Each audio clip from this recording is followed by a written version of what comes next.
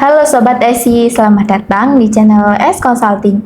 Hari ini kita akan membahas obligasi, instrumen yang bisa digunakan untuk investasi maupun pendanaan bisnis.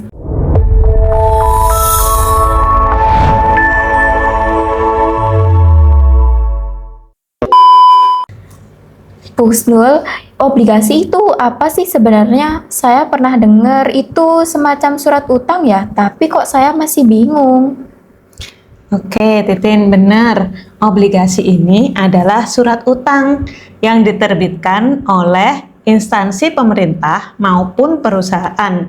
Artinya, yang membeli obligasi meminjamkan uang dan penerbit obligasi wajib membayar kembali pokok plus bunga atau kupon pada waktu yang telah ditentukan. Contohnya nih, kamu meminjamkan 1 miliar ke perusahaan lewat obligasi korporasi. Perusahaan membayar bunga 8% per tahun atau 80 juta per tahun. Dan pada akhir tenor, pokok 1 miliar ini dikembalikan. Untuk pengusaha, obligasi ini bisa jadi alternatif investasi dengan resiko lebih rendah daripada saham, sekaligus sumber pendanaan bisnisnya. Kalau begitu, apa saja sih jenis obligasi yang biasa digunakan oleh pengusaha? Oke, ada beberapa jenis ya obligasi ini. Yang pertama adalah obligasi pemerintah. Bentuknya bisa ORI, SBN, atau ST. Resikonya ini rendah, kuponnya stabil, jadi cocok untuk pengusaha yang ingin investasi aman. Sedangkan jenis yang kedua ada obligasi korporasi. Obligasi ini diterbitkan oleh perusahaan, otomatis kuponnya pun jauh lebih tinggi, tapi resikonya juga lebih tinggi daripada obligasi pemerintah. Jadi, ketika memilih obligasi korporasi, rating obligasi itu sangat penting.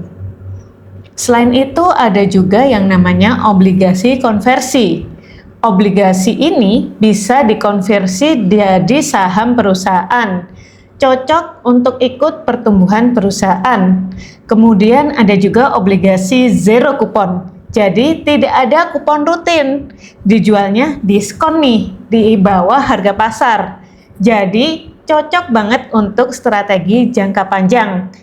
Yang terakhir ada yang namanya obligasi syariah atau sukuk. Ini sesuai dengan prinsip syariah, jadi cocok untuk pengusaha yang ingin investasi halal. Oke, baik. Terus gimana sih alur atau mekanisme kerjanya obligasi itu, Bu? Sederhananya, kalau kamu nih beli obligasi senilai 1 miliar, penerbit wajib bayar kupon rutin, misalnya 8% per tahun. Saat jatuh tempo nanti, penerbit mengembalikan pokok 1 miliar. Hitungannya gini nih, kupon 8% per tahun biasanya dibagi menjadi 2 kali untuk obligasi korporasi. Jadi, kamu terima masuk di rekening kamu nih setiap 6 bulan sekali 40 juta. Setiap 6 bulan. Jadi ketika obligasi ini tenornya adalah 5 tahun, otomatis total kupon yang kamu terima adalah 400 juta dan pokoknya adalah 1 miliar. Jadi selama 5 tahun ini kamu investasi, kamu terima 1,4 miliar. Oke, kalau investasi di obligasi, apa aja sih keuntungan dan resikonya, Bu? Keuntungannya sih kalau dari obligasi itu pastinya pendapatannya stabil ya dari kupon. Karena kalau udah dari awal ditentukan 8%, berarti untuk sampai jatuh tempo tenornya itu kamu terima 8% nih. Kemudian selain itu, obligasi ini baik pemerintah maupun korporasi bisa juga dijual di pasar sekunder. Tiba-tiba nih Tin, kamu beli obligasi nih. 2 tahun kemudian ada kebutuhan mendadak, butuh dana mendadak nih. Nah, itu kamu bisa jual obligasimu di pasar sekunder. Selain itu, obligasi ini bisa dijadikan juga diversifikasi portofolio untuk pengusaha, baik portofolio pribadi maupun portofolio perusahaan. Resikonya Ada juga yang pertama adalah resiko gagal bayar nih, terutama untuk obligasi korporasi. Benar bunganya tinggi, tapi resiko gagal bayarnya juga lebih tinggi daripada obligasi pemerintah. Kemudian ada juga resiko suku bunga. Harga obligasi biasanya turun jika suku bunga naik. Jadi ketika suku bunga naik itu adalah saat terbaik untuk membeli obligasi. Kemudian resiko yang selanjutnya adalah likuiditasnya terbatas. Dan yang terakhir, inflasi bisa menggerus return real. Jadi kamu terima 8% nih, tapi ketika inflasi saat ini misalkan di 2%, berarti realnya kamu terimanya hanya 6%. Jadi tipsnya dalam memilih obligasi ini adalah pilih obligasi dengan rating yang tinggi, terutama untuk obligasi korporasi. Yang kedua, jangan menaruh semua dana kamu di satu obligasi. Don't put your egg in one basket, oke? Oke, sekarang saya tanya, gimana sih strategi obligasi buat pengusaha itu?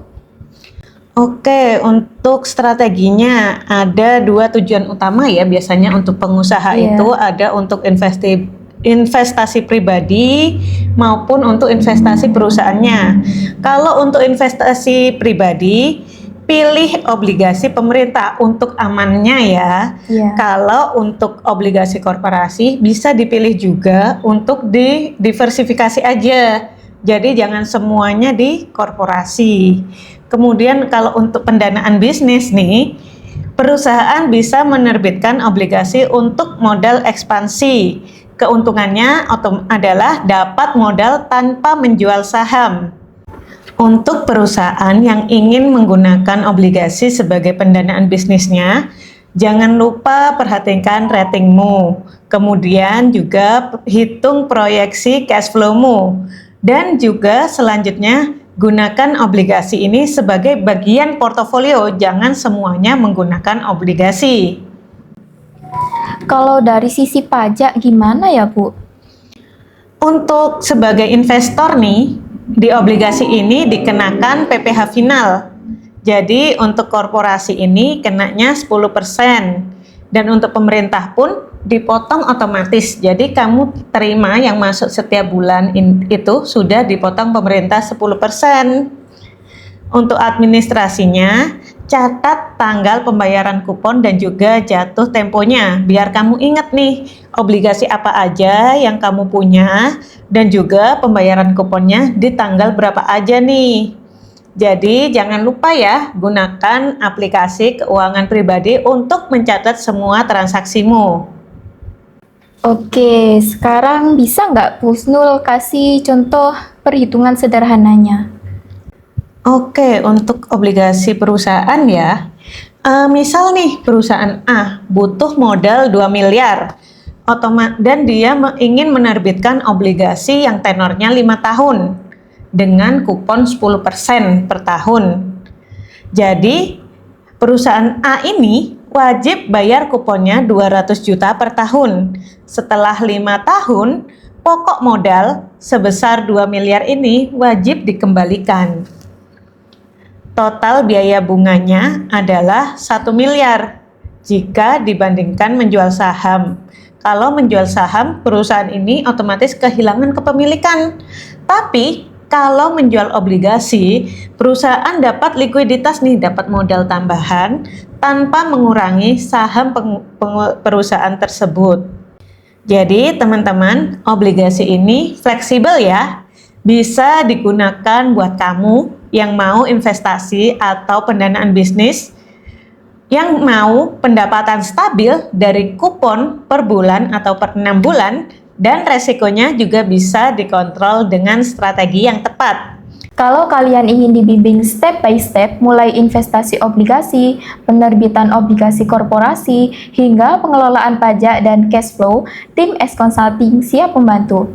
Untuk portofolio investasi pribadi, kami bisa membantu analisis obligasi sesuai profil risiko dan optimasi portofolio investasi. Untuk perusahaan, kami bisa membantu strategi penerbitan obligasi untuk bisnis dan edukasi pajak serta cash flow terkait obligasi. Klik link deskripsi atau hubungi admin S Consulting untuk info lengkap. Jangan lupa like, subscribe, dan share video ini. Terima kasih sudah menonton. Sampai jumpa di video berikutnya.